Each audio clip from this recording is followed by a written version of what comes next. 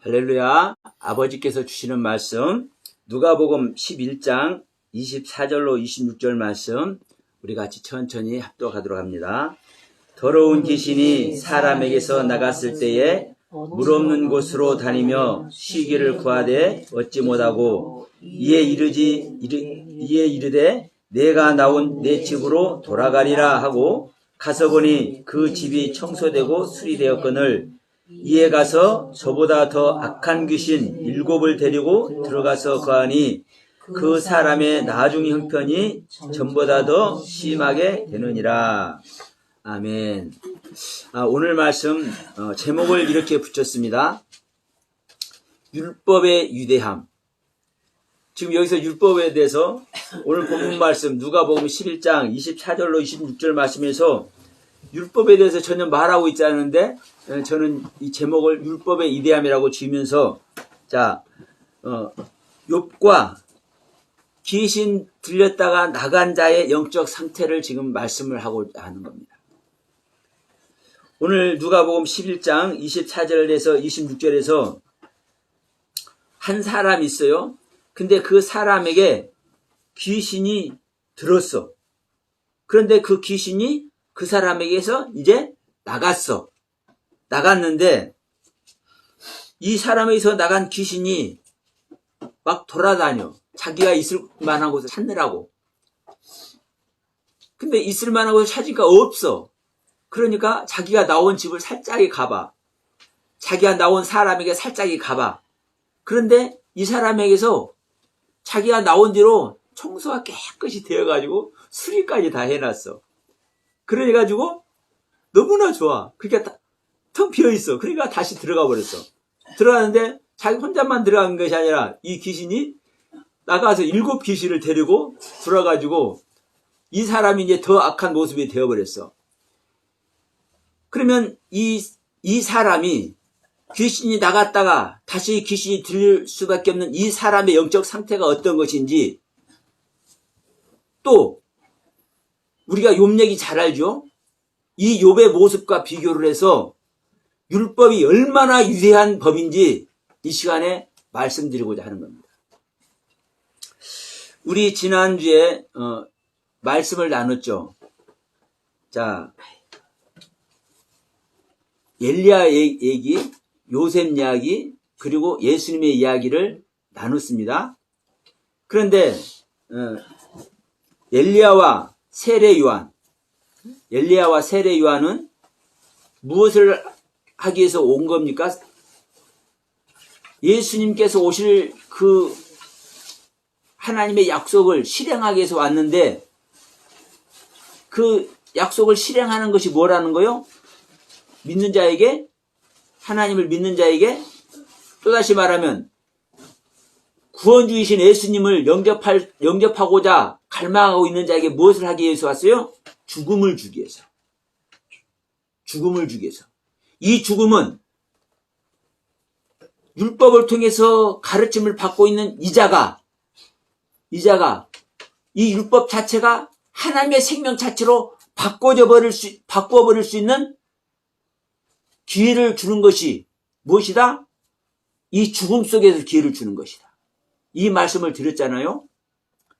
그러니까 율법 아래서 죽는 죽음이, 그래서 하나님께서 내가 사랑하는 자에게 잠을 주노라 라고 말씀한 내용이 얼마나 값진 내용인지, 이 사랑하는 자에게 주는 잠, 엘리야나 세례 요한을 통해서 주는 세례, 죽음, 이 죽음이 어떤 죽음이라고요? 하나님의 생명으로 실제되게 하는 하나님의 법이 하나님의 생명으로 실제로 탈바꿈될 수 있는 그 기회를 제공하는 자격이 주어지는 그곳이 바로 어디라고요? 죽음의 자리. 그래서 엘리야나 세례 요한이 우리들에게, 우리 믿는 자에게 구원주이신 예수님을 영접하기 위해서 그 주님을 갈망하고 그 주님을 만나기 위해서 소망하는 자에게 주는 죽음이 진정한 생명 주는 죽음이다. 이 이야기를 지난주에 한 것입니다. 그런데 이제 오늘 이야기는 지난주 그 부분을 죽는 죽음이 무엇인지를 생각하시면서 오늘 이야기를 들어가는 겁니다. 귀신 들린 자가 귀신이 나갔어. 그러면 여러분, 귀신 들린 자에 있어 귀신이 나갔다면 복음을 들은 겁니까? 안 들은 겁니까? 왜 복음을 들었으니까 귀신이 나가죠. 이 복음은 또 다시 말하면 뭐예요? 하나님의 말씀, 하나님의 가르침. 근데 사실 복음은요, 예수 그리스도만이 복음입니다. 복음에는 하나님의 의가 나타납니다. 그래서 우리가 내가 복음을 이루었다 하면은 이 이루어진 복음은요, 절대 나갈 수 있습니까? 없습니까? 없는 겁니다. 그런데 문제는 오늘 본문에서 누가복음 11장 24절 이하에서 이 귀신 들린 자가 귀신을 내보냈잖아요. 그러면 하나님 말씀 듣고 복음을 영접했으니까 귀신이 나갔는데 이 귀신이 다시 들어와 버렸네? 그럼 이게 복음이요, 아니요? 복음이 아닙니다. 우리가 복음일 것 같지만 복음이 아닙니다. 오늘날 여러분, 수많은 믿음의 사람들이, 이 시간도 수많은 교회에서 예배드리고 있는 믿음의 사람들이 다 귀신을 내쫓는 줄 믿습니다. 여기서도 귀신이 다 나가고 있어, 지금. 그런데 여러분 명심할 것은 귀신이 나갔으면은 안 들어와야 되는데 수도 없는 귀신들이 들어와. 수도 없는 귀신들이. 지난번에도 말씀 나눴잖아요. 생각해 보세요. 신방 전도사님이 10년, 20년 동안 교회에 충성, 봉사, 헌신하면서 딱 한 가지 기도만 있었어. 내 남편 영혼 구원만 해달라고. 얼마나 신실한 기도입니까? 내가 좀 부자로 살게 해주세요. 아파트 좀 당첨되게 해주세요. 이런 기도 안 했다니까요. 응? 오직 자기 사랑하는 남편 영혼 구원만을 위해서 기도했어. 근데 난 들어보면은 그것도 아닌 것 같아. 교회 전도사로 그런 사명을 갖고 있으면은 자기 사명의 기도를 해야지. 자기 남편 기도보다. 그러니까 그게 나는 잘못. 그게 여러 가지로 이제 그렇게 각각 사람 각자에게 다가오는 대로 그렇게 얘기를 할 수 있습니다. 그래서 분명히 얘기를 하는 거예요. 자, 분명한 것은 그 전도사님에게 그만한 영혼 구원에, 아니 다른 사람 구원 안 했겠냐고. 신방 목사님 따라서 맨날 신방 다니는데 다른 사람 영혼들 위해서 기도 안 했겠어요? 수도 없이 한다니까. 그런데 자기 개인 기도를 얘기를 하는 거예요. 자기 개인 기도를. 수많은 사람 기도하고 교회에서 할 일 기도거리가 한두 가지입니까? 교회에서? 사실 그걸 다 하는 거예요. 그런데 자기가 개인적으로 바라는 하나님께 부탁하는 기도. 그게 자기 남편만 구원해달라고 밖에 안 했어요. 그런데 그 전도사님에게 귀신이 들어왔겠습니까? 귀신도 나가죠. 여러분 목사님 따라서 신방 다니고 그럴 때 얼마나 은혜 충만했겠어요? 생각해 보세요. 자기 기도거리를 가지고 주님 앞에 나와서 기도하는 그 자체가 귀신 들린 자는 못하는 거예요. 그런데 결국은 뭐예요? 절로 가버렸잖아. 절로 개종을 해버렸잖아. 그럼 뭐 한 겁니까? 7 귀신 들어간 거예요. 그럼 뭐 했다는 겁니까? 복음 아래 있었음에도 불구하고, 하나님의 가르침 아래 있었음에도 불구하고, 하나님의 가르침이 실제 됐어요? 안 됐어요. 전부 다 이런 위험한 모습 속에 모든 기독교인들이 노출되어 있는 겁니다. 저기 서울 여기 인천에서 가다 보면 큰 교회 있습니다. 그 귀신 쫓는 교회로 유명해요.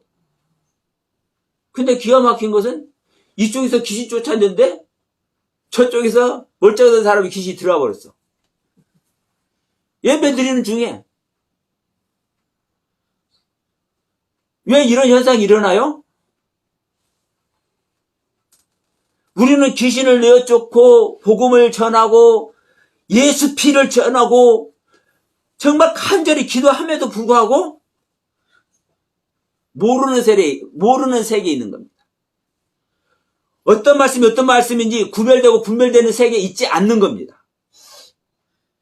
귀신을 쫓아내는데도 이 귀신 쫓는 것이 무엇인지, 응? 그러면 생각해 보세요.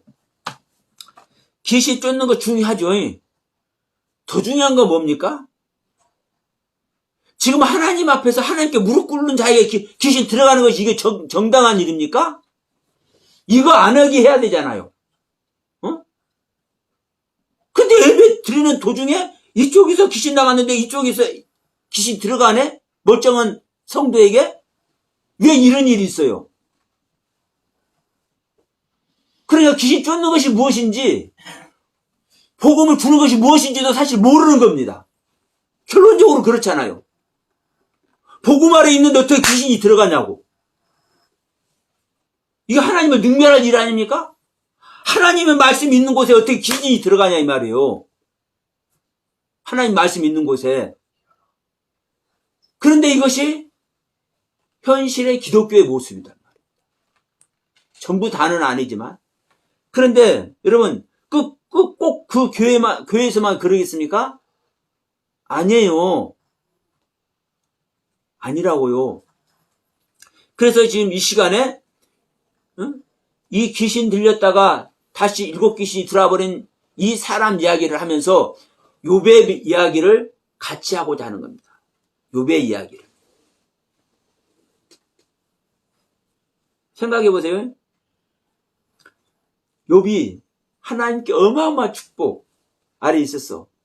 근데 어느 날 갑자기 10자식이 다 죽어버리고 하루아침에 재산이 다 날아가 버리네. 이게 욥기서 1장 이야기입니다. 2장에서는 이제 두 번째 실험이요. 이 첫 번째 사단의 시험에서는 자기 욥의 전 재산, 욥의 10명의 자식들, 이거 죽어버리는 겁니다. 그 욥에게 하는 두 번째 시험에서는 어떤 시험이냐? 욥의 건강을 취해버리는 거예요. 하나님, 다른 거 없어졌어도 욥이 하나님께 사랑받고 있잖아요. 근데 자기 건강이, 자기 몸이 아파 보세요. 하나님 배신할걸? 이런 식으로 이제 사단이 꼬니까, 야, 그럼 네가 생명만 건들지 말고 한번 해봐. 그러니까 이제 욥이 이제 병들잖아요. 발부터 정수리까지 종기가 나요.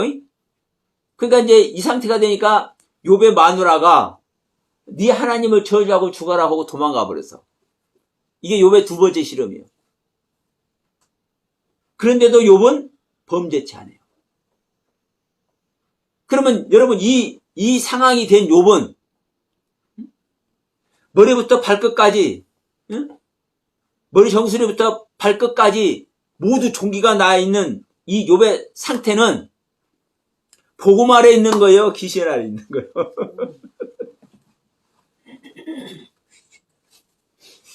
귀신 아래 있다고 하는 길은 조금 거시기하지만 복음 아래 있다고는 말할 수 있습니까?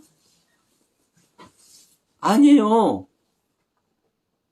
아니, 복음 아래 있는 자가, 복음은 하나님의 의가 나타나는 거라니까요.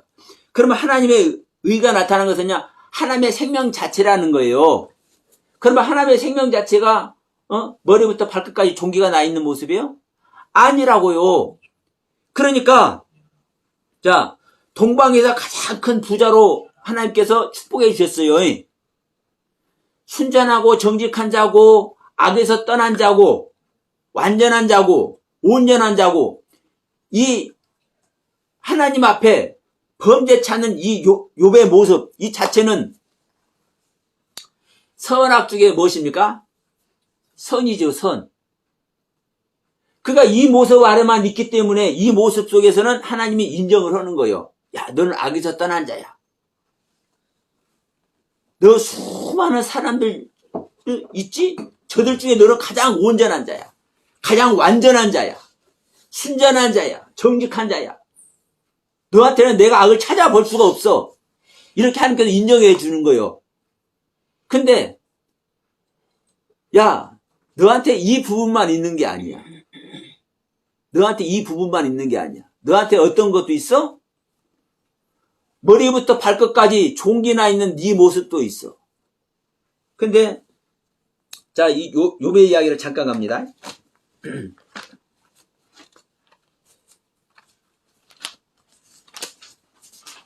네, 욥기서 2장에 보시면 그 발바닥에서 정수리까지 종기가 나게 한지라 욥이 제 가운데서 앉아 질그 조각을 가져다 몸을 긋고 있더라. 이 종기라는 단어가 뭐냐면요, 악이라는 단어입니다. 악.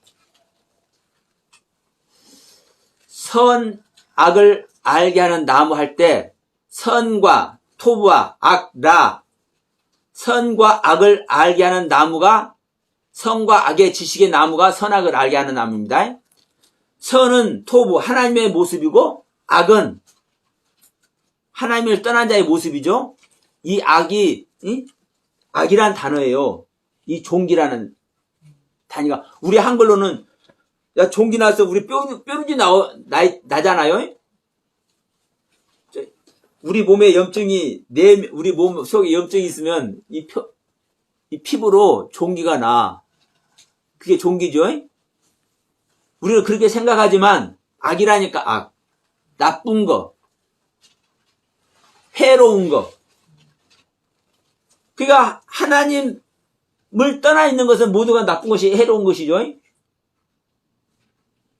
그래서 이 악이 종기입니다. 종기.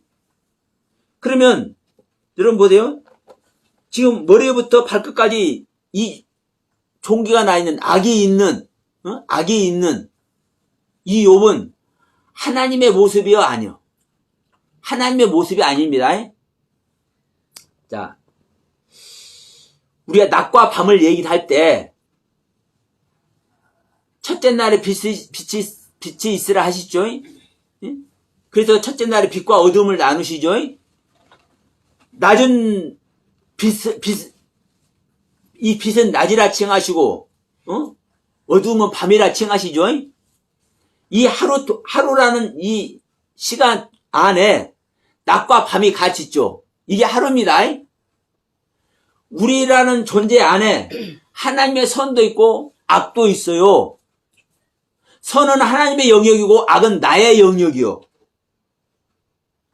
하나님의 영역은 빛이고 나의 영역은 어둠이에요. 하나님의 영역은 낮이고 나의 영역은 밤이에요. 그래서 항상 첫째 날, 둘째 날, 셋째 날 이 창조할 때 저녁이 되면 아침이 되게 하시죠. 나의 세계를 항상 지나가야 된다고요. 그러니까 이 욥의 모습도 완전히 하나님의 법을 지켜서 악에서 떠난 욥의 모습이 있는 모습과 같이 그럼에도 불구하고 이 욥에게 어떤 모습이 있어요? 악의 모습이 있어요. 욥 자신의 모습이 있어요. 욥 자신의 모습은 악이라고요. 종기라고요. 근데 이제 결정적으로 이 욥의 모습과 오늘 누가복음 11장에서 지금 귀신 들렸다가 귀신을 쫓아냈는데 귀신이 다시 들어오잖아요. 이 귀신이 다시 들어온 7 귀신이 다시 들어와 버리는 이 사람의 영적 상태는요 천지차이에요. 이 두 사람 다 욥도 하나님의 의가 안 들어와 있는 겁니다. 아직 하나님의 의가 안 들어와 있는 거예요. 머리부터 발끝까지 종기가 나 있다는 것이 하나님의 의가 없다라는 거예요. 하나님의 생명이 없다라는 거예요. 그리고 그런데 욥은 하나님의 생명은 안 들어와 있지만, 다시 말합니다. 욥이 하나님의 생명과 생명 결합이 안 되어 있지만 하나님의 가르침을 받고 있죠. 네? 하나님의 가르침을 받고 있어요. 이게 중요합니다. 이 가르침도 여러분 똑같은 가르침이 아닙니다. 우리가 율법하면 제가 가지고 있는 제 안에 있는 율법과 여러분이 가지고 있는 율법은 같은 율법이라고 생각하십니까? 틀립니다. 그 율법의 가르침을 어떻게 깨닫고 어떻게 받고 있느냐에 따라서 율법 자체는 달라질 수가 없죠. 달라질 수 없어요. 하나님의 말씀은요, 변할 수가 없어요. 근데 이것을 내가 어떻게 깨닫고 어떠한 관점으로 어떠한 가르침을 받고 있느냐에 따라서 내 안에 있는 율법과 다른 사람 안에 있는 율법이 다르다고요. 그러면 지금 이 욥에게도 지금 율법이 지금 들어가 있죠? 그럼 지금 누가복음 11장에서 이 귀신 들린 자도 귀신이 나갔잖아요. 하나님의 법이 오니까 나간다니까요.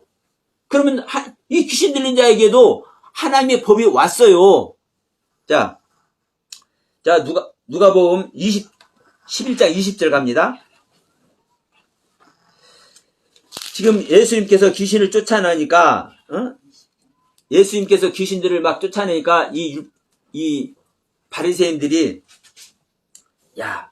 바알세불을 힘입어서 귀신을 쫓아내는 거 아니냐, 이런 논쟁을 하는 거예요. 그러면서 이제 지금 이 이야기를 하는 중이에요. 그러면서 이제 20절에 이렇게 말합니다. 만일 하나님의 손을 힘입어 귀신을 쫓아낸다면 하나님의 나라가 이미 너에게 임하느니라. 네? 강한 자가 무장을 하고 자기 집을 지킬 때는 그 소유가 안전하되 더 강한 자가 와서 그를 굴복시킬 때는 그가 믿던 무장을 빼앗고 그의 재물을 나누느니라. 이 말씀하는 거요. 그 19절에서 이제 예수님께서 말씀하죠. 내가 바알세불을 힘입어 귀신을 쫓아내면 너희 아들들은 누구를 힘입어 쫓아내느냐? 누구를 힘입어 귀신을 쫓아내냐? 왜? 유대인들도 귀신을 쫓아내잖아요. 그러니까 그 얘기를 하는 거예요. 그러므로 그들이 너희 재판관이 되리라. 이 말씀하시면서 20절 말씀하는 거예요. 그러나 내가 만일 하나님의 손을 힘입어 귀신을 쫓아낸다면 하나님의 나라가 이미 너에게 임하느니라. 그러니까 지금 24절에 더러운 귀신이 사람에게서 나갔을 때에 물 없는 곳으로 다니고자 하되 어찌보다 하니까 지금 사람에게서 귀신이 나갔잖아요. 그러면 이 사람은 하나님의 나라가 임했잖아요. 지금 바로 20절에서 지금 예수님께서 하신 말씀이잖아요. 하나님의 나라가 임했다고요. 예, 귀신을 쫓아냈잖아요. 지금 24절에서 이 귀신 쫓아낸 이야기는 큰 귀신이 작은 귀신 쫓아낸 이야기가 아니잖아요. 그래서 이제 그 뒤에 뭐라고 얘기합니까? 물 없는 곳으로 다니며 쉬기를 구하되 얻지 못하고 이에 이르러 내가 다시 나온 집으로 들어가게 되라 하고 가서 보니 그 집이 청소되고 수리되었거늘. 그죠? 청소되고 수리됐다. 청소 깨끗이 청소가 되었다는 거 어떻게 됐다는 거요? 없어졌다는 겁니다. 보세요.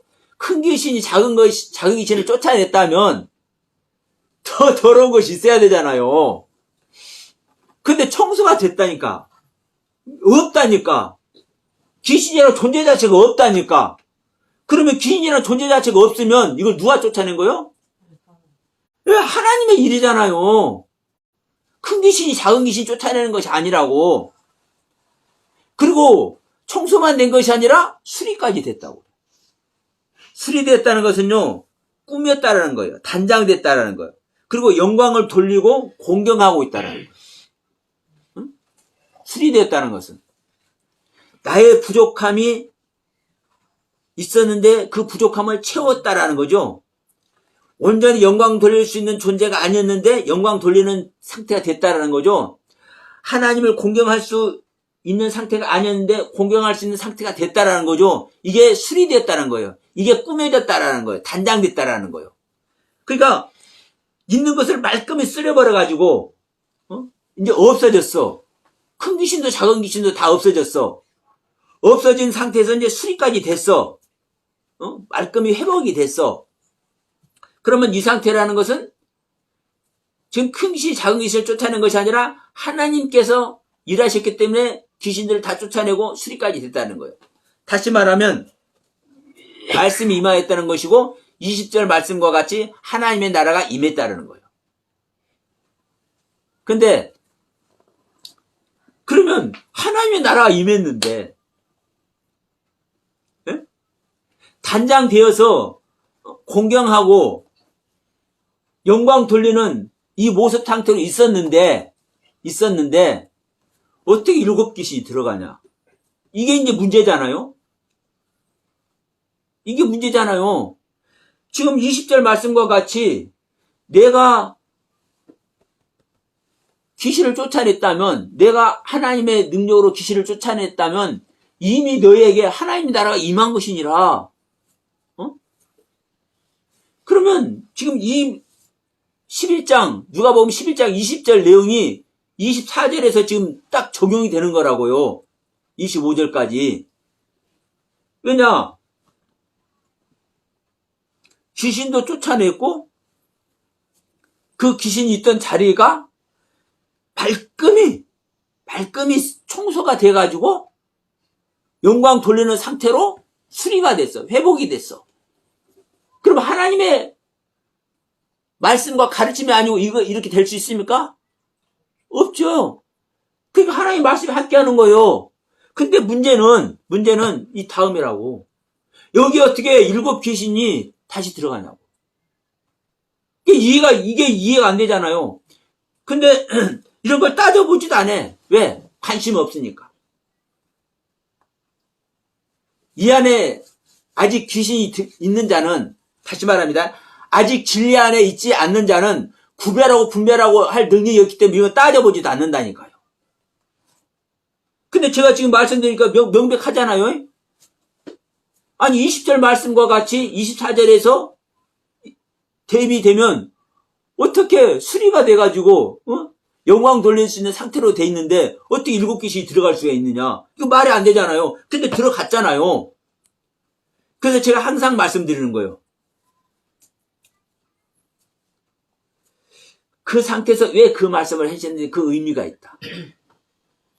그리고 지금 오늘 이 누가복음 11장 이 귀신 들렸다가 7 귀신이 다시 들어온 이 이야기를 하면서 욥 이야기와 제가 다시 이제 비교를 하잖아요. 욥 이야기와. 근데 여러분 욥의 이야기를 이제 다시 한번 갑시다. 29장부터 31장까지 이제 욥이 변명을 합니다. 마지막 변명을. 근데 여러분 31장 한번 읽어볼게요. 자, 욥기서 31장. 그가 내 길을 4절, 31장 4절. 그가 내 길을 살피지 아니하시느냐? 내 걸음을 다시 세지 아니하시느냐? 그러니까 하나님께서 항상 자기 길을 살피고 자기 길을 다 살펴보시고 인도하신다는 거예요. 하나님께서. 그러면서 이제 욥이 하는 겁니다. 만일 내가 허위와 함께 동행하고 내 발이 속임수에 빨랐다면 하나님께서 나를 공평한 저울에 달아보시고 그가 나의 온전함을 아시기를 바라노라. 만일 내 걸음이 길에서 떠났거나 내 마음이 내 눈을 따랐거나 내 손에서 더러운 것이 묻었으면 내가 심은 것을 타인이 먹으며 나의 소출이 뿌리째 뽑히기를 바라노라. 만일 내 마음이 여인에게 유혹되어서 이웃의 문을 엿보아 문에서 숨어 기다렸다면 내 아내가 타인의 맷돌을 돌리며 타인과 더불어 동침하기를 바라노라. 지금 이거 정말 욥의 고백입니다. 이 31장 내용이 정말 욥의 신실한 이 율법을 지키면서 하나님의 법을 지키면서 곁길로 빠지지 않는 이 욥의 모습을 구구절절히 얘기를 하고 있어요. 그러면 여러분 이 모습이 잘못된 겁니까? 이렇게 욥은요 완벽한 모습으로 여호와 하나님을 섬기고 있었기 때문에 야 너는 악에서 떠난 자야. 너는 의로운 자야. 하나님께서 인정을 한 거예요. 그런데 이 모습이 어떤 모습이라고요? 종기가 이 정수리부터 발끝까지 온몸을 덮고 있는 이 욥의 모습이라고요. 다시 말하면 하나님께서 욥의 실체 모습을 보게 하시는 거예요. 응? 욥의 실체를 너는 네 모습이 네가 아무리 너의 신앙을 너의 믿음을 나에게 아름답게 드리고 있지만 그래서 내가 너를 인정했지만 너를 의로운 자라고 하고 있지만 너의 실제 모습은 이것이다. 또 다른 말로 하면 너의 또 다른 모습은 이 모습이다 하면서 이 정수리부터 머리끝부터 발끝까지 온몸이 악이 덮고 있는 모습을 보여주고 있는 것이라고요. 보여주고 있어. 근데 이 모습을 하고 있으면서도 욥은 욥기서 31장과 같은 고백을 하고 있는 거예요. 내가 잘못된 것이 이만큼이라도 있었으면 하나님 나를 벌하기를 원합니다. 당연하죠. 아니 잘못된 거를 가고 있는데 잘못하고 있는데 이건 벌 내리는 거 당연한 거 아니요? 그러니까 나는 이 과부도 돌아보고 고아도 돌아보고 이웃도 돌아보고 나그네에게 물 한 잔이라도 정말 성심성의껏 다 주려고 그랬고 정말 어려운 자들을 내가 그냥 말지 않았고 내가 하나님의 가르침 아래서 정말 요것만큼도 틀리고 싶지 않아가지고 곁길로 빠지고 싶지 않아가지고 연륜질을 하고 싶지 않아가지고 음란한 생각도 내가 안 하려고 그랬고 이런 것을 구구절절히 고백을 하고 있어요. 얼마나 정말 아름다운 신앙의 모습입니까? 그런데도 이 선의 모습이 욥 안에 실제로 욥은 실행을 하고 있어. 그런데도 또 한편에서는 머리끝에서부터 발끝까지 악이 덮고 있어. 종기가 덮고 있어. 이게 여러분 얼마나 적나라한 모습입니까? 이게. 근데 여러분 아셔야 될 것은요. 이 욥이 머리부터 발끝까지, 머리끝에서부터 발끝까지 온몸이 종기를 덮고 있는, 악이 덮고 있는 이 모습을 하고 있음에도 불구하고 하나님의 가르침을 그대로 받아서 하나님의 그 가르침 그대로 온전히 하나님께 올려두고 있어. 실행을 하고 있어. 행동을 하고 있어. 그 마음 그대로 하나님께 드리고 있어. 완벽하게. 그러니까 하나님은 이 머리부터 발끝까지 악을 덮고 있는, 종기가 덮고 있는 이 욥에게도 하나님은 너는 악을 떠난 자야. 너는 선한 자야. 너는 의로운 자야. 너는 온전한 자야. 너는 완전한 자야. 너는 순전하고 정직한 자야. 하나님께서 공의를 하신다니까, 공의를.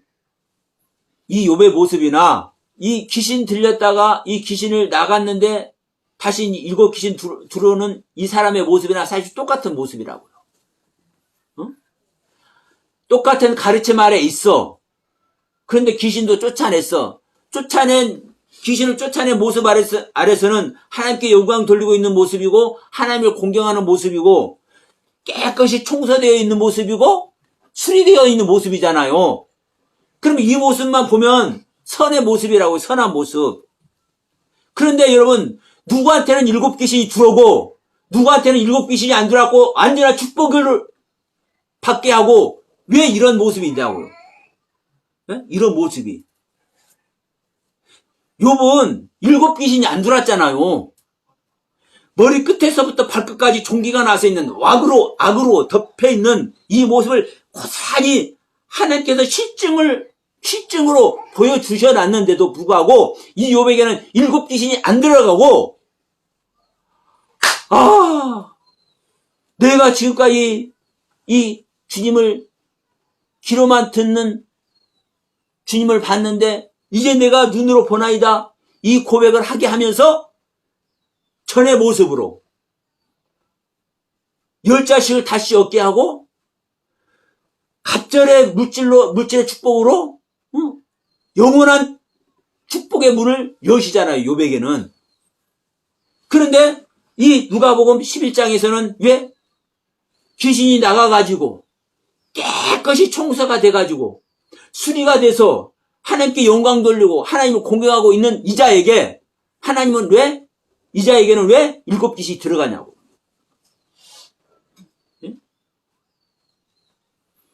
이게 여러분 율법의 유대함입니다. 하나님의 법의 유대함. 제가 어느 목사님이 설교하는 내용을 들었어요. 율법은 진리가 아니래. 천사가 주는 법이래. 그 말이 나와요. 천사가 율법을 주었는데 그것을 받아서 지키지 않았다고 이렇게 말씀하는 부분이 나와요. 성경에. 그러니까 여러분 천사가 아니라 사도들은 천사 아니잖아. 사람이잖아. 사도들이 복음을 전해.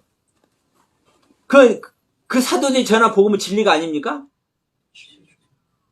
근데 하물며 하나님께서 하나님 모습 그대로를 전달하게 하는 천사가 전하는 율법이 진리가 아니야?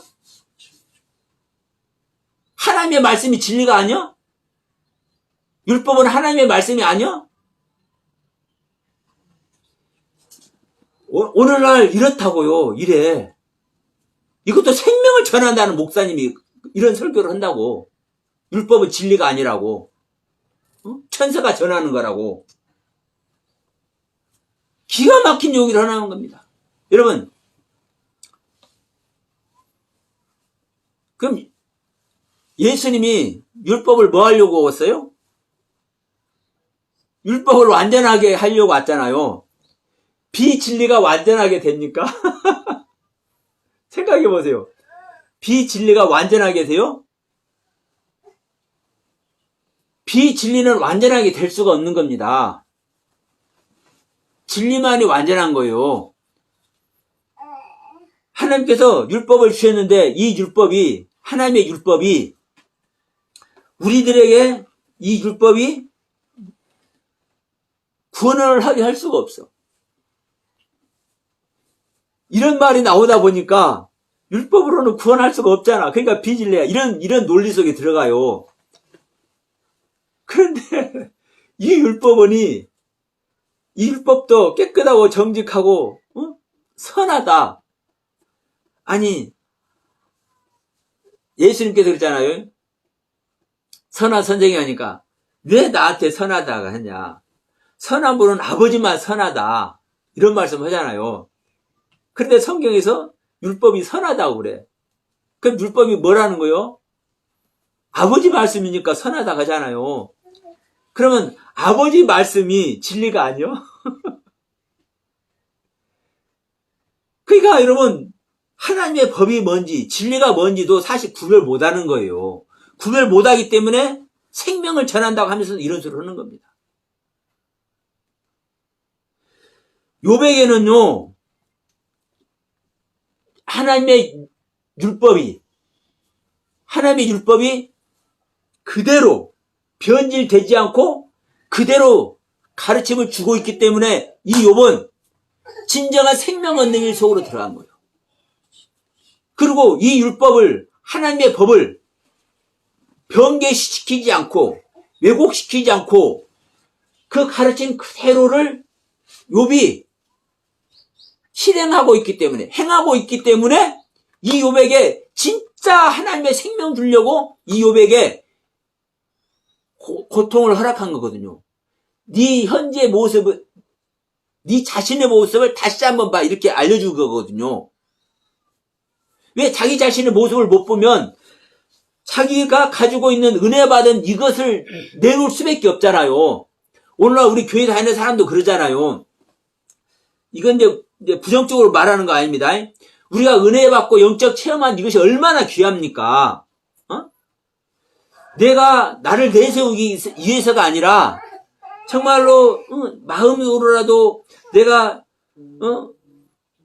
직접 가서 못 도와줄 형편이면은 기도라도 간절히 해주잖아요.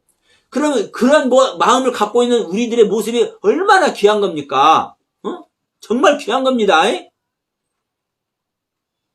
근데 이것을 갖고 있을 때는요, 그래서 이 모습이 더 이렇게 커질 때는 나의 악한 모습 실제로 봅니까?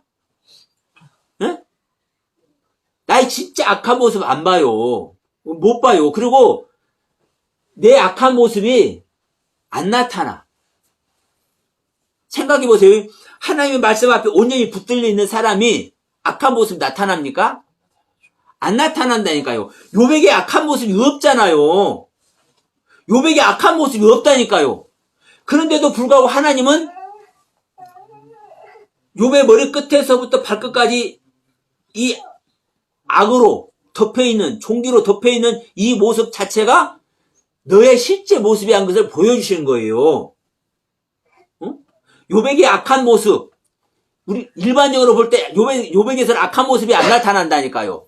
선한 모습만, 하나님의 그 가르침을 받아서 선한 모습만 나타나지.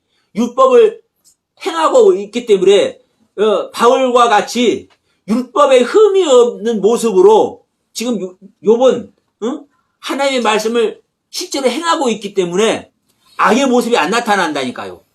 그런데 하나님은 정말 이 급족 같은 이 욥, 이 사랑스러운 욥, 반드시 하나님의 생명을 주고 싶은 욥, 이 욥을 진짜 하나님의 생명 주기 위해서, 야, 가슴 아프지만, 야, 너에게는 악이 없잖아. 실제로 악에서 네가 떠나자잖아. 근데 진짜 네 안에 진짜 너의 모습이 이것이야. 이거를요 보여준 거예요. 이거를.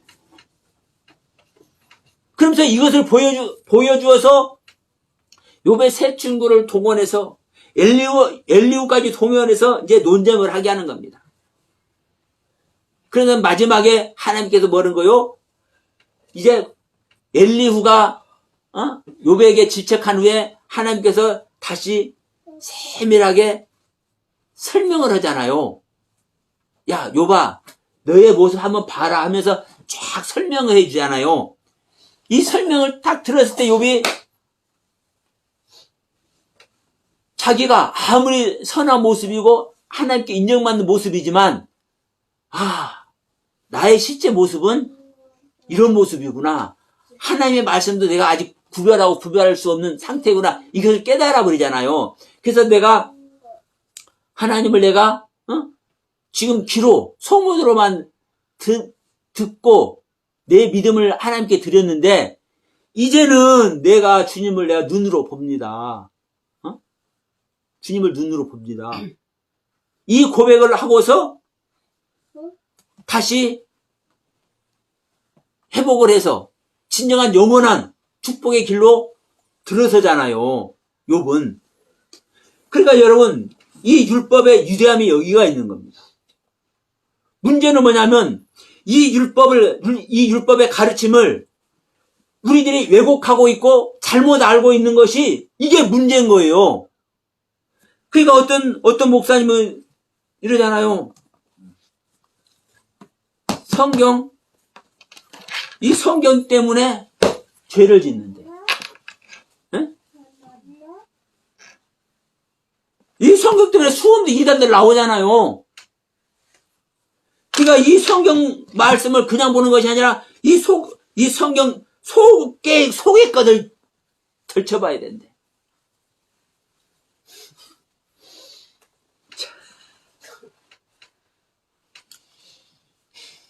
여러분, 바로 이것이 바로 율법의 가르침을 잘못 알고 있는 모습인 겁니다. 율법의 가르침을 제대로 알고 있는 자는요, 욥과 같은 모습 속에 들어가는 것이고 바울과 같은 모습 속에 들어가는 거예요. 바울 되기 전 사울일 때 율법에 흠이 없는 모습으로 사실 여호와 하나님의 가르침을 제대로 실행하고 있었기 때문에 이 사울을 하나님께서 사랑스럽게 여기셔서 뭐 하는 거예요? 다메섹 가까이 갈 때 나타나신 거예요. 예? 이 다메섹이라는 의미도 그전에 내가 한번 설명한 적이 있습니다. 그러니까 이 사울에게도 율법에 흠이 없는 모습으로 여호와 하나님의 가르침을 실행하고 있었기 때문에 자기 실제 모습이 보여지게 됐잖아요. 빛의 주님을 만남으로 말미암아 눈에 안 보이게 됐을 때 내가 여호와 하나님의 가르침을 율법의 가르침을 흠이 없이 내가 실행했는데 눈이 안 보이는 존재였네. 머리부터 발끝까지 악이 덮고 있는 모습과 똑같은 모습인 거예요. 눈이 안 보이니까. 이 모습이라고요. 그러면 이 율법의 가르침을 제대로 이렇게 갖고 있는 사람들은요, 실제로 하나님의 생명을 얻는다니까요. 하나님께서 생명을 안 줄 수가 없는 거예요, 여러분. 욥도 그러고 바울도 그러고. 그런데 이 귀신 들린 자는 다시 7 귀신 들린 자는 왜 7 귀신이 들어가요? 이제 이 정의를 내려드리는 겁니다. 왜 7 귀신이 들어가요? 율법을, 하나님의 가르침의 법을 제대로 온전하게 바르게 가르침 받아서 바르게 깨닫지 못하고 있기 때문에 그렇습니다.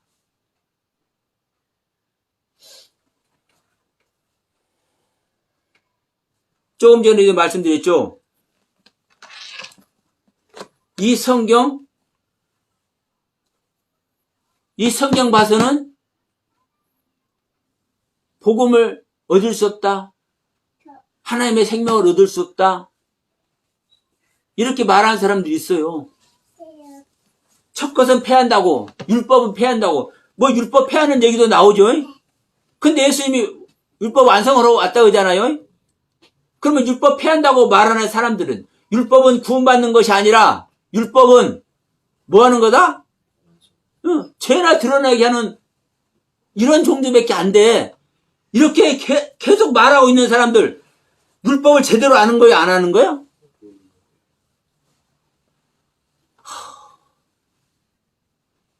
하나님의 법은요, 하나님의 생명으로 이어지는 거예요. 보세요. 하나님이 잘못된 말씀을 할 수 있는 하나님입니까? 아닙니까? 하나님이 잘못된 말씀하면 그건 하나님이 아니죠. 하나님이 말하는 것이 온전한 것이 아니어가지고 폐기 처분을 해야 될 그런 말을 하는 하나님이라면 그 하나님이 진짜 하나님입니까? 아닙니까? 아닌 거예요. 여러분, 영원부터 영원까지 처음과 나중이 되시고 시작과 끝이 되시는 하나님은 오직 진리의 하나님이요. 자, 하나님이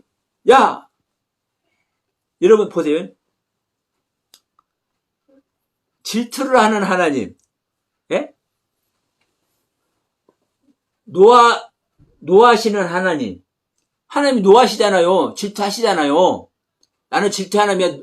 나는 진노의 하나님이다 말씀하시잖아요. 그럼 보세요.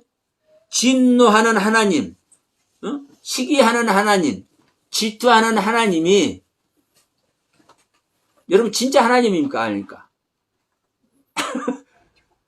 아니, 이렇게 말할게요. 시기만 하고 질투만 하고 진노만 하는 하나님은 하나님이라 할 수 있어요? 없어요? 어떻게 성질만 내는 하나님이 하나님입니까?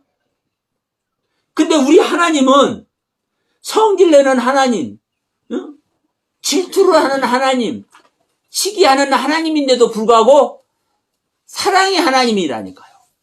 모두를 품는 하나님이라니까요. 네? 진리의 하나님이라니까요. 그러면 진노를 왜 하는지, 네? 질투를 왜 하는지 이게 중요하잖아요. 하나님은 생명 주는 하나님인데 우리에게 생명 주기 전에 왜 율법을 주는지, 우리란 존재를 알게 하기 위해서 율법을 주시는 거예요. 어? 그런데 이 율법을 받은 자에게, 이 율법의 가르침을 바르게 받은 자에게 하나님은 생명으로 바꿔주잖아요. 욥과 같이, 바울과 같이. 그런데 이 율법의 가르침을 제대로 받지 않고 왜곡되고 잘못 알고 있는 자에게는 일곱 귀신이 들어간다니까요. 그럼 보세요. 여기 이제 이 부분을 말씀하고 마치도록 합시다. 이 일곱 귀신이라 하니까, 귀신이 나갔다니까, 우리가 볼 때는 이제, 막, 영으로 있는 귀신 생각을 합니다. 막 도깨비도 있고 막 있어요. 처녀 귀신도 있고, 총각 귀신도 있고. 이제 이런 차원으로 우리는 생각을 해. 근데 여기서 보세요. 이 원문 자체가, 이 귀신이라는 원문 자체가 루아어입니다. 푸뉴마, 영.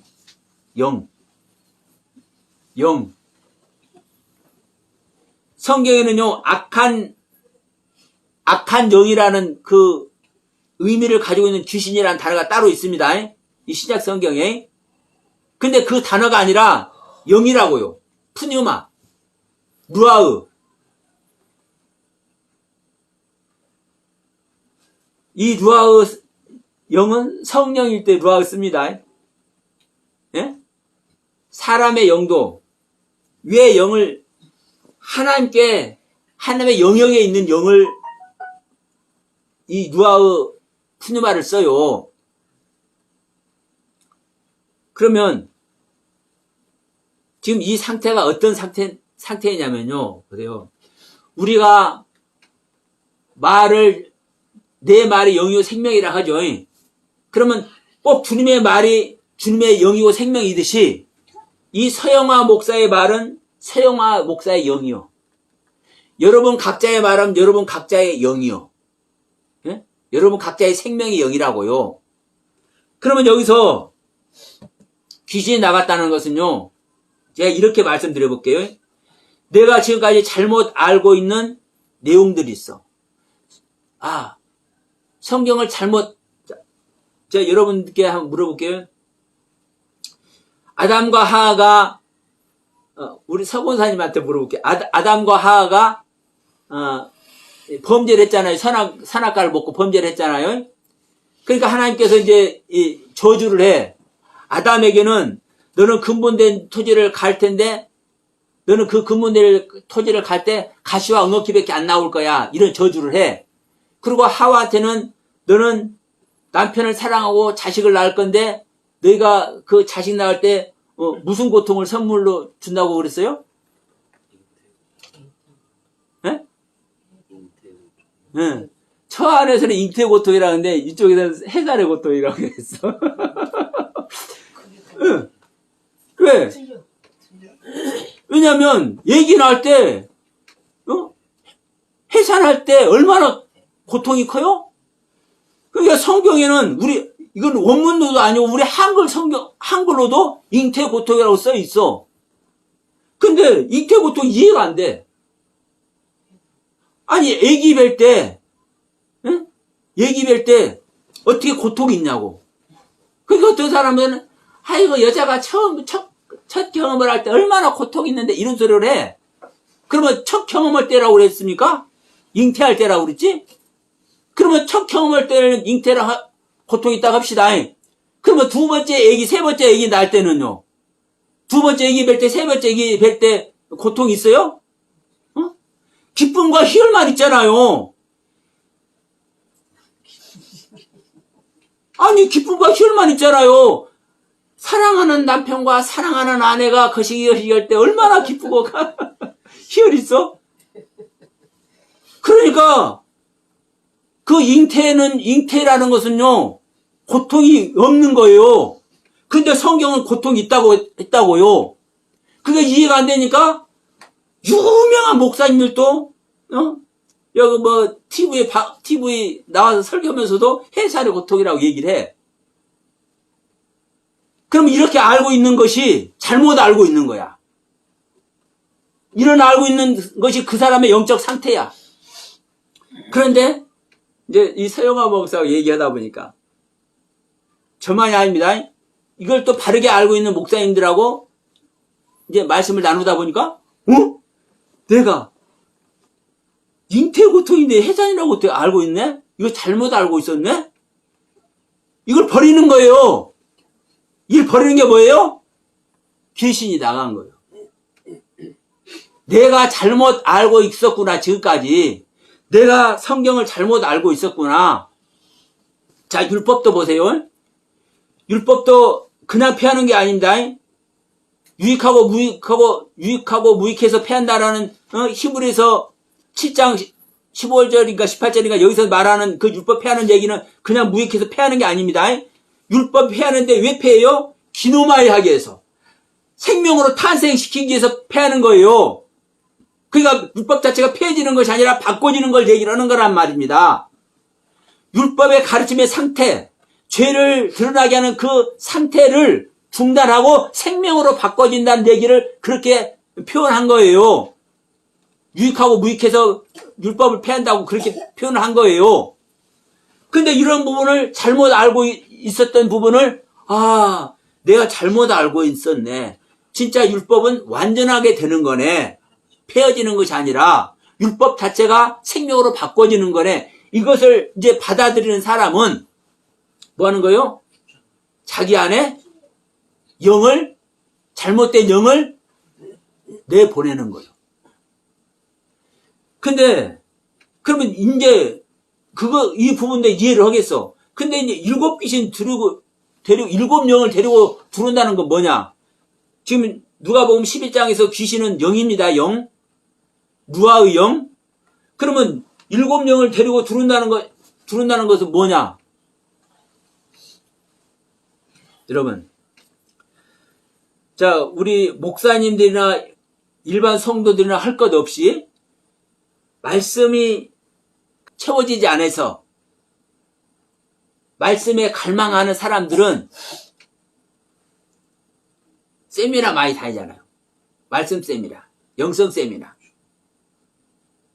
하나님과의 교통이 내 마음에 짐이 되어 있는 사람은 기도로 많이 다니잖아요. 예? 기도로 많이 다니잖아요. 이 기도원 가서 기도도 하고 그러잖아요. 이거 제가 부정적으로 얘기하는 거 아닙니다. 그러면 자, 병들어 힘들어 있는 사람에게 신유의 축복 얼마나 귀한 겁니까? 쫓아다니잖아요. 귀신 들린 사람, 정신병이 있어가지고 힘들어하는 사람은 자기 가족이 막 데리고 은사 사역하는데 많이 다니잖아요. 그럼 여기 이렇게 다니는 사람들이 하나님의 말씀이 없어서 다니는 것이요? 하나님의 말씀을 뭐 했습니까? 받았어. 하나님의 말씀을 받고 예수님을 영접했어. 영접했기 때문에 주님의 영접한 세계가 이런 세계고 이 평안이 있구나. 이제 이걸 확신을 가지니까 내 식구 중에 귀신 들린 자도 귀신 쫓아내게 해야 되겠고 내 식구 중에 불치병 걸린 사람들인데 어느 성도님은 췌장암 말기인데도 불구하고 기도회에다 나서버렸다네. 이런 사람 있잖아요. 실제로. 그러니까 자기 지인 중에 그런 사람들 데리고 은사 사역 하는데 다닌단 말입니다. 그러면 그런데 이렇게 은사 사역 하는데 축기 사역 하는데 신유 은사 하는데 말씀 세미나 하는데 이렇게 다니는 사람들이 영성 세미나 하는데 다니는 사람들이 말씀이 없는 사람들이 다니냐고. 말씀의 가르침을 받아서 그 말씀의 가르침의 일부분을 받고 오늘 말씀과 같이 깨끗이 청소가 되고 이제 수리가 되어서 하나님께 영광 돌리고 공경하고 있는 모습이잖아요. 그 가운데서 더 온전한 자를 하기 위해서 다니잖아요. 근데 문제는 뭐냐? 아직 생명의 유입이 안 돼 있는 겁니다. 하나님과 생명연합은 아직 안 돼 있는 거예요. 그렇기 때문에 여기저기 다니면서 그런 데서 하는 얘기를 들어.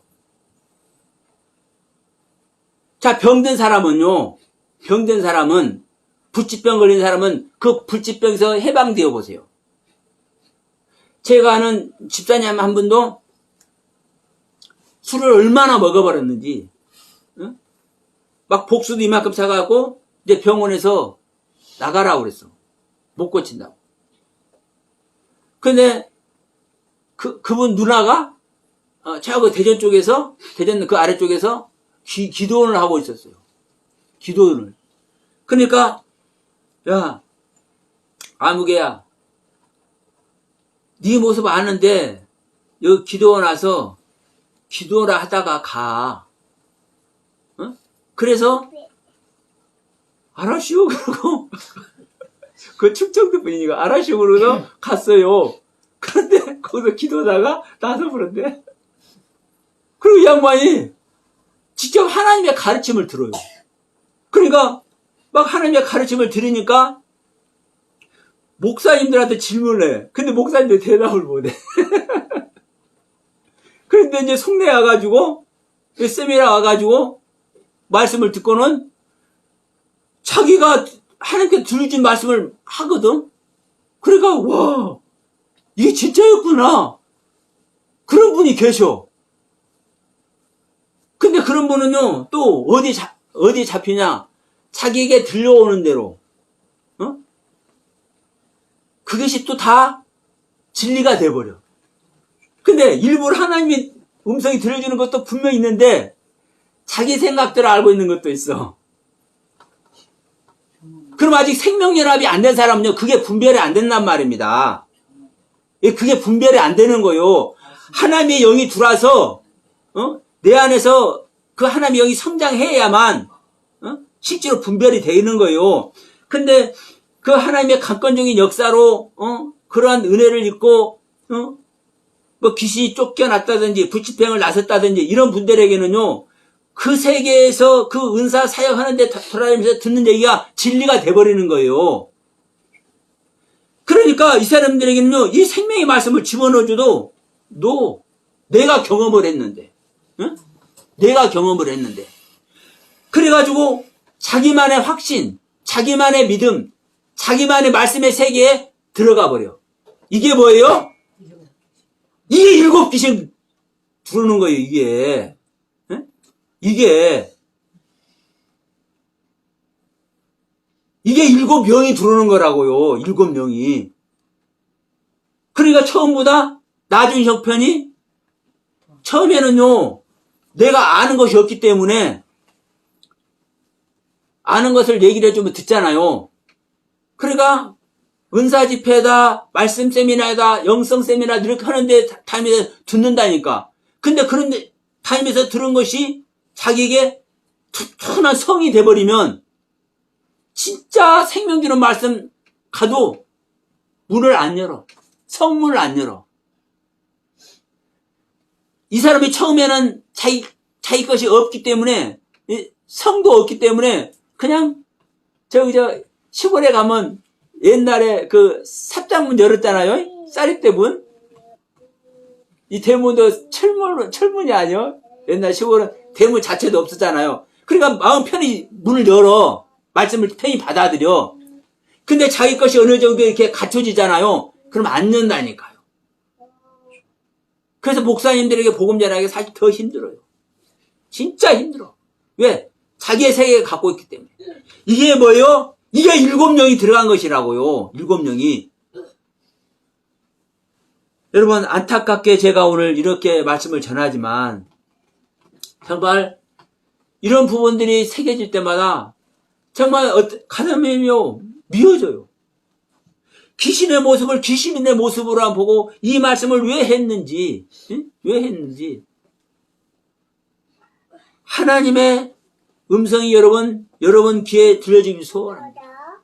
이 영상을 보시는 분에게도 왜 이런 말씀을 듣게 하시는지 하나님의 음성이, 성령님의 음성이 들려주길 소원합니다. 분명히 그래요. 예수님은 누가복음 11장에서 이 귀신이라고 얘기를 하면서 얘기를 했어. 왜? 우리의 삶의 모습에 있니까. 근데 성경은 또 분명하게 기록하고 있습니다. 영이라고. 우리 하와에게 주는 고통도 우리 인간으로 볼 때는 인간의 삶 속에서 보면 해산의 고통이 맞겠지만 잉태의 고통이라니까요. 잉태할 때는 고통이 없다니까요. 근데 그 잉태의 고통이 왜 있는 줄 아십니까? 생명을 잉태하는데 고통이 있는 거예요. 하나님의 생명을 잉태하는 거예요. 내 생명을 버리고 하나님의 생명이 들어오기 위해서는요, 내 생명을 버려야 되잖아요. 욥에게 하나님의 생명이 들어오기 위해서 욥이 고통의 시간을 갖잖아요. 이게 잉태의 고통이라고요. 하나님의 생명을 잉태하게 한 잉태의 고통. 이 얘기를 말하는 거예요. 근데 우리 인간들에게 이해가 되도록, 우리 인간의 삶 속에서, 우리 인간이 가지고 있는 우리 인간들의 지식의 세계에서 주님은 설명을 할 수밖에 없잖아요. 그래서 비유로 얘기를 하는 겁니다. 이렇게 설명을 하다 보니까 어떤 때는 이해가 안 되잖아요. 고통 준다고 했는데, 남편을 사랑하고 자녀를 낳았는데 고통이 있대. 근데 이걸 잉태고통이라고 얘기를 해. 해산의 고통이 아니라. 근데 이걸 딱 기록을 하잖아요. 그러면 우리가 이것을 못 알아듣는다 할지라도, 하나님께서 이 기록한 그 의미가 있다고요. 이 귀신 이야기도 마찬가지예요. 왜 이 신약 성경에 귀신이란 단어가 있음에도 불구하고 귀신이란 단어를 안 쓰고 이 영이란 단어를 썼는지, 푸뉴마, 누아흐라는 단어를 썼는지 이 의미가 있다고요. 우리가 가지고 있는 내 말이 나의 영이라고요. 주님께서 말씀하시는 그 말씀이 주님의 영이라고요. 그럼 내가 잘못된 것을 알고 있으면 내 잘못된 영을 가지고 있는 거요. 이것을 내가 깨닫고 이걸 내보낼 때, 내 안에서 잘못된 영이 나가는 거요. 이걸 귀신이 나갔다고 얘기를 하는 거요. 그런데 내가 잘못된 것을 나갔으니까 이제 청소를 하잖아요. 수리를 하잖아요. 그래서 내가 하나님께 감사해서 하나님께 영광도 돌리고 하나님을 공경하고 있는데도 불구하고 진짜 하나님의 생명과 연합이 안 되니까 또 잘못된 왜곡된 이 말씀들로 내 성이 채워져 버리잖아요. 이 이야기를 하는 거라고요. 이 이야기를.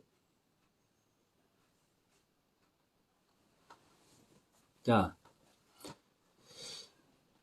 주님의 그 제자들이 있을 당시는 주님의 제자들 찾아가서 내가 알고 있는 것이 옳은지 그른지 이거 분별 좀 해주세요. 그러면 돼야. 주님의 제자들이 생존해 있을 당시는. 근데 오늘날은 없어. 근데 어디가 말할 수밖에 없어. 그래서 신학자들에게 물어보고, 유명한 목사님들에게 물어보고, 뭐 예언한다는 분들한테 가서 물어보고 막 그런단 말이에요. 그래서 여러분 실제로 기독교인 중에 예수를 믿는 사람 중에 전보로 다니는 사람들이 얼마나 많은지 아십니까? 왜 목사님들한테 안 물어보고 점쟁이한테 가서 전 보고 써요? 분별하는 세계가 없기 때문에 그런 거예요. 목사님들 신뢰 안 하니까 그러는 거예요. 그럼 이 모습 자체가 어떻다는 거예요, 여러분? 생명을 얻어줄 존재를 찾지 못하니까 그러는 거예요. 그럼 저는 여러분들에게 이런 부분을 제시하는 거예요. 그래서 적어도 내가 아는 세계를 부인하고 내가 사망 속으로 들어가면 우리 지난주에 말씀드렸던 우리가 구원의 주님을 영접하기 위해서는, 구원의 주님을 만나기 위해서는 먼저 누구를 만나야 돼요? 주님의 길을 예비하는 세례 요한, 즉 엘리야를 만나야 된다고요. 다시 회복하게 할지는 엘리야를 만나야 된다고요. 세례 요한을. 세례 요한이 하는 일은 뭐라고요? 세례를 주는 거라고, 죽음을 주는 거라고요. 이 죽음을 왜 줘요? 나의 세계를 정리를 해버려야, 악의 세계를 정리를 해버려야, 욕과 같이 종기나는 세계를 정리를 해버려야 욥에게 남아있는 그 선만 진짜 생명이 돼버리잖아요. 그러기 위해서 나의 세계를 죽여주는 거라고. 이러한 여러분 생명 얻는 가르침, 다시 거듭남의 말씀이 왜 중요한지, 이 가르침, 저는 나름대로 이 부분을 여러분들에게 증가하는 것이고 이 영상을 보는 분들에게도 제가 말씀을 드리고자 하는 겁니다. 오늘 이 율법의 위대함을 제가 왜 말씀을 드렸습니까? 예, 하나님의 말씀, 율법은 깨끗하고 선하고 거룩한 것입니다. 율법이. 율법의 말씀을 왜곡시키지 않고 바르게 이 율법의 가르침을 받은 사람은 이 율법이 생명으로 바꿔지는 놀라운 은혜를 경험합니다. 물론 여기에는 죽음이 여러 번 표현이 됩니다. 근데 이 죽음도 꼭 욥과 같은 완벽한 고통을 받아야만 여러분 이 생명으로 바꿔지는 거 아니에요? 그래서 지난번에도 우리가 욥 얘기했잖아요. 아직 고넬료 얘기했잖아요. 응? 고넬료에게 하나님의 선물을 주잖아요. 거듭남의 선물을. 고넬료는 고통을 안 받잖아요. 그래서 우리가 이 영적인 세계, 내 의식 속에서 다 일어나는 일이라고요. 내가 죽는 것도. 응? 여러분 각자가 각자에게 깨달음을 있길 죄로 축원드립니다. 그래서 여러분 우리가 주님을 영접하기 위해서, 구원자인 주님을 영접하기 위해서 우리는 죽음이 반드시 필요하다. 그 죽음은 우리가 생명을, 하나님의 생명으로 탈바꿈되기 위한 자격을 얻는 것이다. 그러기 위해서 자, 욥이 머리부터 발끝까지 종기가 나는 이 악으로 덮이는 이 고통을 경험한 것과 같이 오늘 누가복음 21장 24절 이하에서 귀신 들린 자에게 귀신 나가는 것이 경험을 해야 되는 겁니다. 그러면 여기까지는 정말 잘한 거예요. 근데 여기서 뭐를 들어버렸으면, 주님을 영접을 했으면, 생명의 말씀을 들었으면, 율법의 가르침을 올바르게 들었으면 이게 생명으로 바꿔지는 겁니다. 근데 율법의 가르침을, 올바른 가르침을 안 들었기 때문에, 왜곡된 율법의 가르침을 왜곡되게 들었기 때문에 이게 일곱 귀신이 들어가는 모습인 것이에요. 그래서 자, 마태복음을 보고 말씀 마칩니다. 마태복음 12장 43절부터입니다. 이게 똑같은 거예요. 이 마태복음에서는요, 바리새인들이 예수님께 나와가지고 표적을 보여달라고 그래. 막 귀 쫓고 막 그러니까, 이제 이걸 경험 안 한 사람들이 당신이 표적을, 기적과 이적을 일으키면 내가 믿을 테니까 나에게 기적과 이적을 보여주세요. 그러니까 예수님이 뭐라고 말씀하시냐면, 내가 너희들에게 보여줄 표적은 뭐밖에 없다? 요나의 표적밖에 없다. 요나가 물고기 뱃속에 들어가서 3일 동안 죽었다 살아난 일밖에 없다. 이걸 얘기를 하면서 이야기를 하는 겁니다. 43절부터 더러운 귀신이 사람에게 나갔을 때에 물 없는 곳으로 다니며 쉬기를 구하여도 쉴 곳이 얻지 못하고 이에 이르러 내가 나온 집으로 돌아가리라고 와서 보니 그 집이 비고 청소되고 수리되었거늘 이에 가서 저보다 더 악한 귀신 7을 데리고 들어가서 거하니 그 사람의 나중 형편이 전보다 더욱 심하니라 하면서 마지막에 뭐라 합니까? 이 악한 세대가 또한 이렇게 되리라. 이 악한 세대가. 기적과 이적만을 향하는 이 세대들이 이렇게 된다는 거예요. 기적과 이적은요, 병 고치는 기적과 이적, 귀신 쫓는 기적과 이적, 말씀 깨닫는 기적과 이적만 생각하는 사람. 여러분 말씀을 깨달아도, 여러분 말씀을 깨닫는다는 것은요, 가장 근사체가 사실 생명 얻는 것이 말씀입니다. 그러니까 말씀하면 하나님의 생명 얻는 것 같이 생각되지만 여러분 그렇지 않습니다. 이 말씀을 얻었으면, 말씀의 깨달음을 얻었으면 그 깨달음 속에서 내 자신을 버려야 생명을 얻는 거예요. 실제로. 그러니까 말씀 깨달아지는 것만 가지고 있으면요, 이것이 똑같이 기적을 얻는 거나 똑같은 거예요. 그러니까 이 기적과 이적을 얻기를 원하는 사람들은 다 이 악한 세대라고요. 이 악한 세대들은 일곱 빛이 들어가는 거라고요. 우리가 그래서 제가 항상 하는 거예요. 자, 이 술이 됐다는 것이 뭐 있다는 겁니까? 아까 말씀드릴 때 영광 돌리고 또 공경하고 있는 모습이라고 했잖아요. 그러면요, 보세요. 여러분들 경험을 한번 생각해 보세요. 내가 하나님의 은혜 받아서 하나님께 영광 돌리고 하나님을 공경하고 있을 때 내가 죄인이다 실제로 여러분 합니까? 안 합니까? 내가 죽어 마땅한 죄인이라고 실제로 고백합니까? 안 합니까? 진짜 드뭅니다. 그런 사람.